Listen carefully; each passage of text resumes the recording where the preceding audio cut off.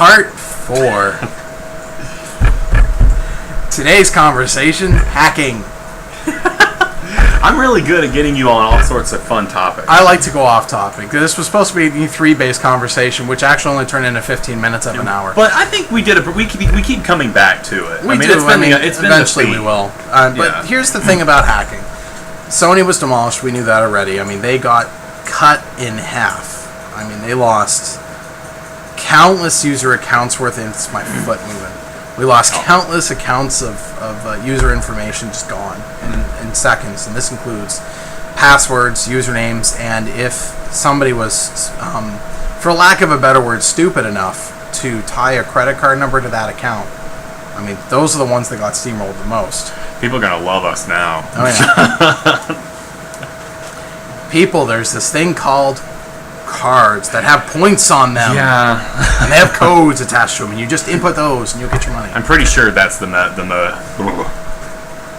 we're moving toward for such. I think so too. I mean, one of the big reasons why I say that is because barcode scanning for these devices has become more and more prevalent. Yeah. You go online, and a lot of websites, if you go to buy a product, you have the ability of barcode scanning it through the use of a mobile device such as an Android or through an iMac or iPad, iPhone, whatever. But Sony got destroyed. Nintendo got hacked with them saying, we can do this. Sega even got hacked, and I was like, they have an online service? Sega does have an online service. Is it tied to anything? Not really. I was about to say, what does it work with? But they do have a service. There's been a couple other small sites that have been attacked. And the problem with hacking to me is that when Sony got hit, it was kind of at first, everybody was like, yay, get Sony for being bad people and attacking other people. And then they realized everyone was going to get hit with the poo from that. It was supposed to, essentially, from what was been read on the internet, was that it was supposed to be an initial attack to revenge some of the people that were getting sued for stupid things like third-party OS support on the PS3. And Sony attacked these people, and then there was attacks back to defend them, but then it just started getting really ridiculous. Was Anonymous officially involved? Do we know that? I don't think Anonymous still has released an official statement. I do know that Lulsec kind of got involved in a lot of things, too. Yeah. The point being, though, is that they attacked these people with no regard, really. And I understood, I guess, at first why they did it to Sony, and then all of a sudden it would just turn into really ridiculous, and then to profiteering for themselves, because now they had everybody's account information, and that account information, some of it did get sold. Yeah, it did. So it wasn't an attack for the general public to make people happy. It wasn't standing for an ideal like Anonymous usually tries to do. And again, we're only saying usually because we don't know for sure if Anonymous was truly involved.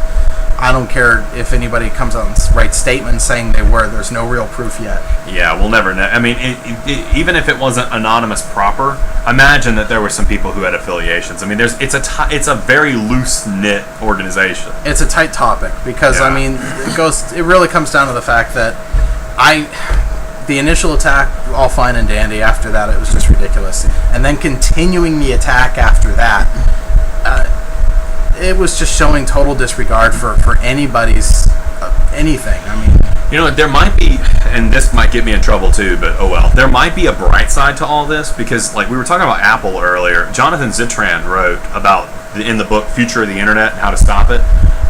He said that there was a coming Internet 9/11 and that it was going to be a mass destructive, terrifying event where so much of people's information was going to be exposed.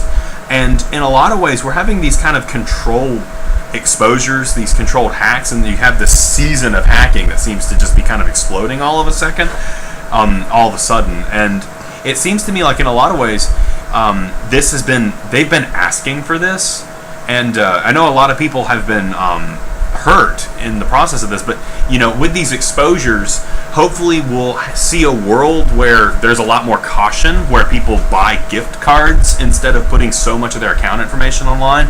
So I mean, maybe there's some type of positive that could come out of this. I mean, there is a possibility of something positive coming out of it. Do I believe that there could be a major Armageddon whatsoever of the internet? There will always be the the chance that this could happen. And I mean, there's only been a couple countries that have been able to totally prevent this from happening. China being one of them, but I mean that's through complete censorship of everything a person does, and that's the only reason why they may have been able to avoid it at this rate. But I mean, it comes down to kind of a constitution. What the Constitution states: freedom of speech, freedom of work. I mean, this is just, we have already hinted at in the government of censorship on the internet. We've already hinted at it. And could it happen? Yeah, it could very well happen. In fact, attacks like this that have been going on could cause it to happen sooner. That's a good point. This could be a snowball effect rather than a... Yeah, I mean, hooray for free rights, and then poof, there's our censorship. Congratulations, you've completely destroyed everybody on the internet. Yeah, I mean, that could be your version of Armageddon, is when we're hit with the ultimate ban, which is complete censorship. But I mean, that, and it's not saying that it's not already being done, because you look at media itself and they've already censored many forms of media, including books, some of which are literary masterpieces. I mean, I can say that in the form of Huckleberry Finn. I was pretty shocked when I found out how many games get censored overseas. Australia. Like, do they really censor that much? I mean, Australia's censorship system is so incredibly...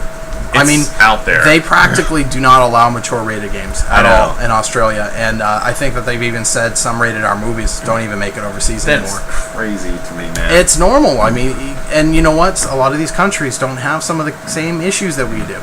I'm not saying that video games and movies are the cause of violence, because that's not the case, but it goes down to censorship. You know it when somebody's saying something.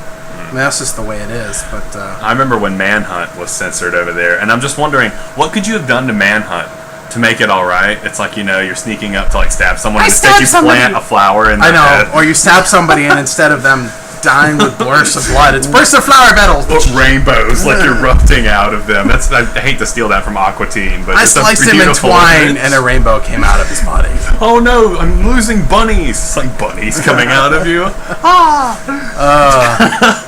So anyway, wonderful people on the internet.